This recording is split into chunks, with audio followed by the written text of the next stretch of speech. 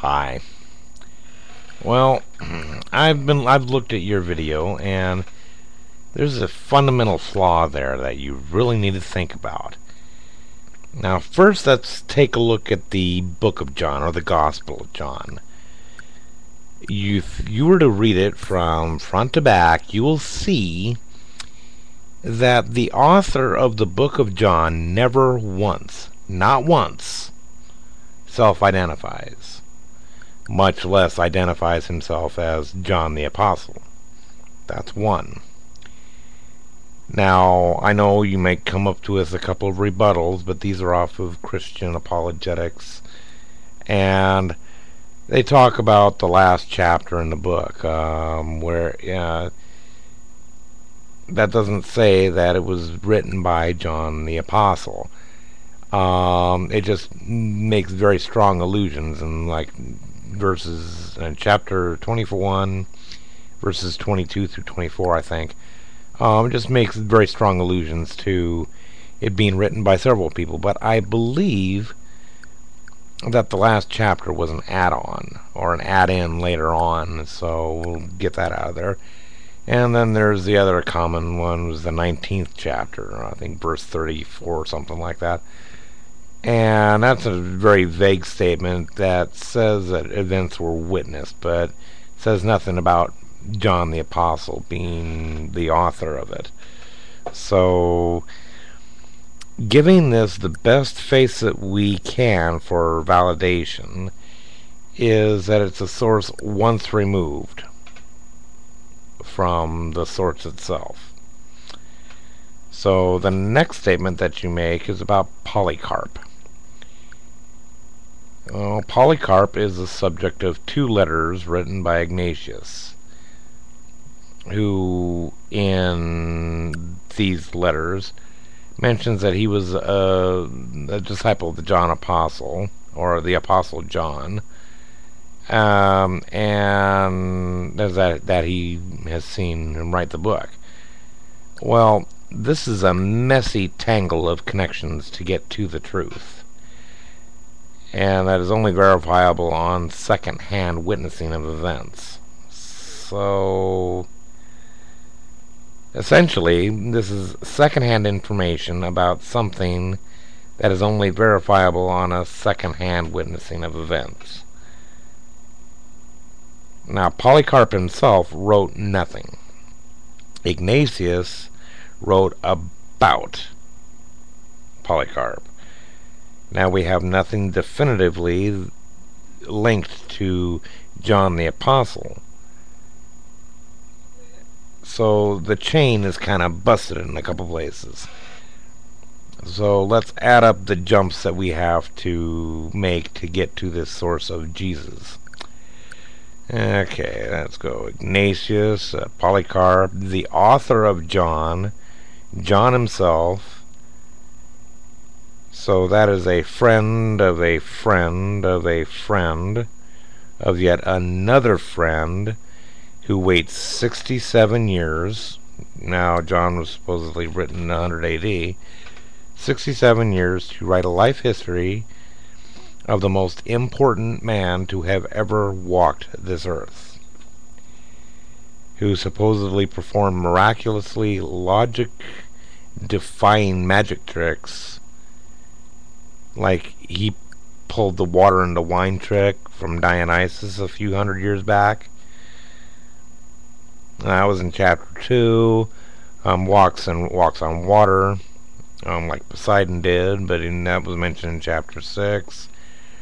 Chapter 9, curing a blind man. List goes on. So, now mind you, Jesus was supposed to be such a big deal that he had thousands of followers, right? It was such a big deal when he was crucified that the sun was eclipsed for 3 hours.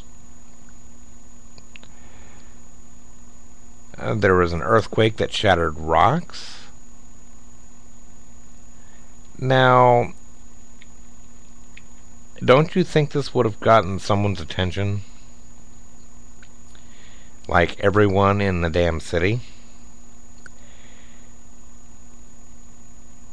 Now, let's think about this, okay? For every person that we have been able to validate as a legitimate person of history, writings about them are at the very latest 10 years post event.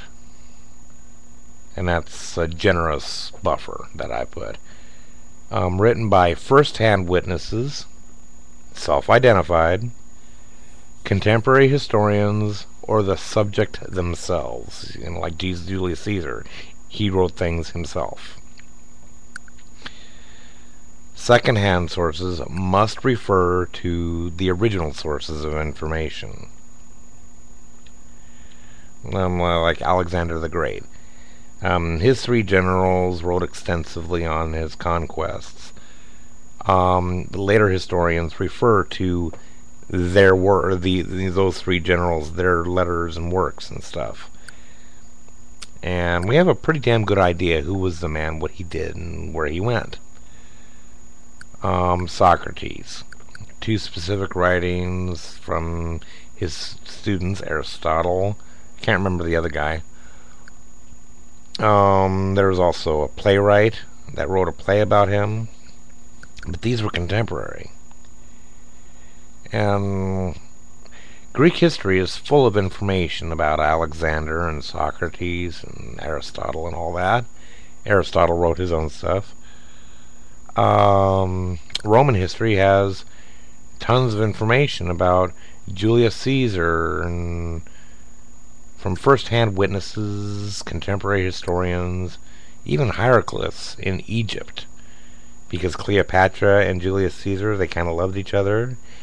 And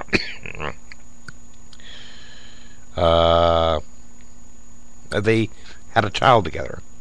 There are statues and all sorts of stuff about that. Now, these guys were important at the time. Really important. But they don't hold a candle to this Jesus guy. He's supposedly the absolute end-all of everything, right? Right? So why can we have detailed records and specific information that can be validated by these men, but the big kahuna, the big cheese, the savior of all mankind and life on earth, doesn't rate a simple mention by even one contemporary historian, somebody who lived during his time? No, Josephus doesn't count. Josephus was born 37 AD. That, if he was born 4 years later, that just doesn't work. He's not contemporary. Jesus is not worth being mentioned by anyone until excuse me, 2.5 decades after his death by someone that never said he met the man or even knew that he was real until he had his vision on the road to Damascus. And then his life story comes afterward. Now this is a really important dude, right? So why? We don't even hear about his life story until 40 years afterward.